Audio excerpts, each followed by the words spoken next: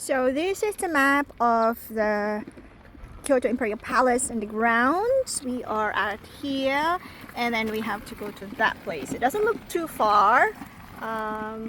Look at me with the umbrella. I'm so happy I could use umbrella without rain, because in Australia people will look at you. So I feel at home now. We're Asians, we love to be avoid the sun rays. We are on the hunt to check out the Imperial Palace. Kyoto Imperial Palace. Oh, there it is! I'll show you in a bit. We just don't know how to get to... It's actually a working palace. See, those are cameras there. So, how do we get in the palace? We have to figure out now. My goodness, it is huge. We are still not in the entrance. Look at my back. We are still walking to the little entrance. They shut all the entrances. Mind you, this is working palace. Japan still has an emperor, but he doesn't rule Japan as before, so they have a prime minister for that. And you can see the wall. You can see there's like engraving on the roof. It looks like it has been there for so long. It looks so old. And even the roof is made of wood. You know when you remember, if you watch a movie, oh look at that. So we are in Kyoto Imperial Palace entrance. So when you walk to the wall, if you can see, it's very old one. And we have a security check. Pass by security. I just passed by security, and we got this one. So there's a security visitor, and I think you have to put it on a clear sign where to go. And they want to make sure you're not going to the prohibited areas because it's a working palace. So they have these like lines, so just to guide visitors. And then if you look at the roof, actually, it really is the old one. And then even on the top, it's like wood. So we will get, I love whenever I visit a historical site, you know, I am not from this country, so it's always nice to have one of these and just read something about the history, and then also read something in Google, and then we get a free audio guide. So we're gonna get that right now. Oh, it's the rest area. It's air conditioned. And I think, where do we get the audio guide? There's a free Wi-Fi also here. Let's find that. We're looking for where's the audio guide. Oh, there's a stamp. So you can. This is for the people who have a stamp to go through.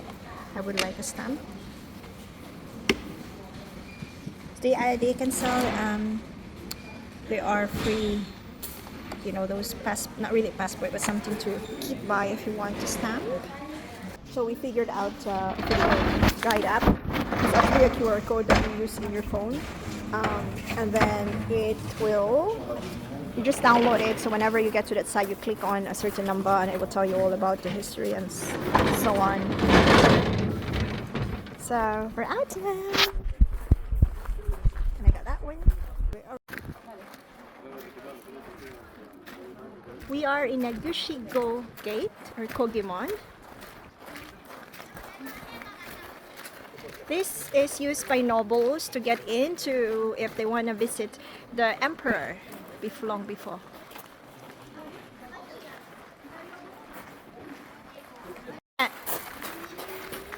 This entrance is known as the Okurunumaise, or the carriage porch. So the nobles or high aristocrats, is the entrance through. They use this to go in if you're using carriage. So it's called a carriage porch. Now we're entering one section, and this is still around the Imperial Palace. And take a look at the door. It's interesting. It's all wooden, and look at these knobs here, and it's wood. You can see it's old. And then we reach this area here, darling. It is called Shudai Bonoma. So this is like a waiting room for envoys or a shogunate, a noble, if they were in a visit. So they come in here and sit down here, and you know, they get served with tea or stuff like that. And also they have they are classified, actually there's a rank. So it depends on this room and your ranking. See, this is a sakura cherry blossom, and you can see there's a tatami mat in there, which is traditionally Japanese.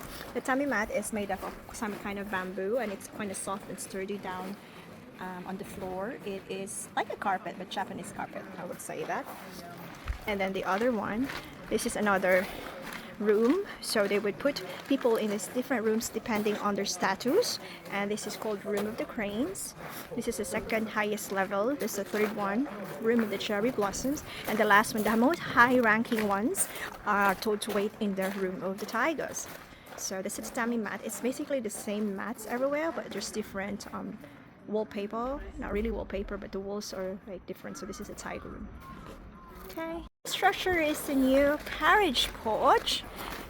This is the newer one, but this is built 1915, so that's still very old. The one that you saw last time, the previous one, was the very old one. So it looks, yeah, it looks a bit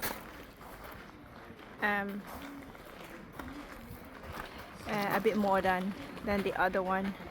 It's a carriage porch, 19th century. You see the golden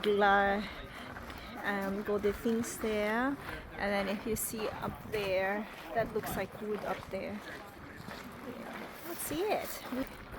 This is the Gyakamon gate that is leading to the Imperial Palace itself. So that is the Imperial Palace. Look at the roof at the back. This is, if you want to go into the palace itself, that's where you pass by, and it has the same traditional roofing, the traditional wooden door, and look at that. So that is the palace in there. All right.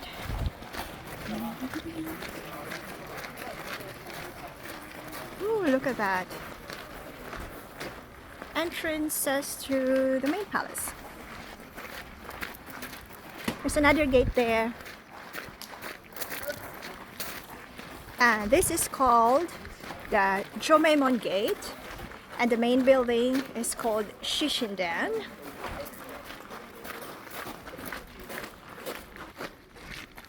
That is it. That's it. So those doors looks like small, but they're quite very sturdy, and you need 2 to 3 people to even open it. So that's really heavy. So that's it. The structure here, it is named as Kogushu.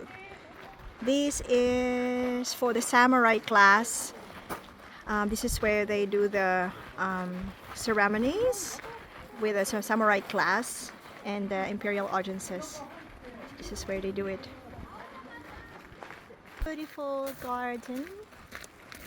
You know when you say bonsai, this is like, the trees are full of this traditional, you know when you go to these Japanese gardens, they usually have this type of trees, like short trees, bonsais, that's what they say. Like, look at that, small ones.